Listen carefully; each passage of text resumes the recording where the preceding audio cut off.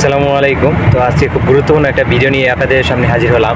বিশেষ করে যারা সৌদি আরব রয়েছেন, তো ইদানিং একটা জিনিস আমি খেয়াল করলাম যে অনেকে ভিডিও করতেছেন যে আপনারা যারা ছোটো মহাশাসায় রয়েছেন, ছোটো কোম্পানিতে রয়েছেন, তো তারা আপনার যারা অনেকে ফ্রি ভিসা লাগাইছেন, তো তারা কিন্তু আপনার যে কাফালা হওয়ার যে প্রসেসটা, তো তারা কিন্তু একটা কফিলকে ফায়দা দিয়ে তারপর কিন্তু তারা কাফালা হচ্ছে। তো তারপরে কিন্তু ওই কফিলকে আলাদা একটা কিন্তু ফায়দা দিতেই হচ্ছে।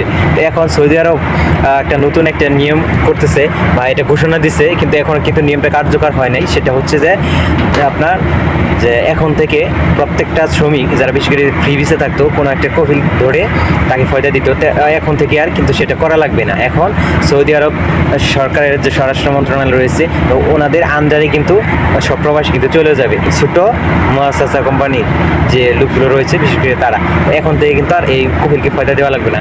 অনেকেই কিন্তু এই ধরনের ভিডিও মেক করতেছে যে আপনারা হচ্ছে যে আগে কাফালা হইন না, আপনারা কিছুদিন ওয়েট করেন। তো একটা জিনিস হচ্ছে, গভর্নমেন্ট থেকে কোনো কিন্তু ক্লিয়ারেন্স দেয় না যে এটা কবে নাগাদ অ্যাকচুয়ালি এটা শুরু হবে, নিয়মটা শুরু হবে। তো সেই ক্ষেত্রে আপনারা কিন্তু অনেকে চাইলে হতে পারেন, কারণ হচ্ছে যে একটা এর আগে যদি কোনো একটা প্রবলেম হয়ে যায় সেক্ষেত্রে তো একটা সমস্যা। তো এর জন্য আপনারা কাফাল হয়ে যান, যখন হওয়ার হবে সমস্যা নেই, তো তখন থেকে না হয় আপনারা এটা করবেন, তখন তো সুবিধা হলে সবাই বুক করবেন। তো এর জন্য আমার মনে হয় যে আপনারা যদি কাফালা হতে চান আপনারা হয়ে যান, বাট সেটা কবে নাগাদ হবে পরবর্তী ওই সুযোগ সুবিধা সেটা কিন্তু এখনো কোনো কিছু সিউরিটি নেই। সো আপনারা যা হতে চান আপনারা হয়ে যান, আর শুধু শুধু এটার অপেক্ষা থাকার কোনো প্রশ্নই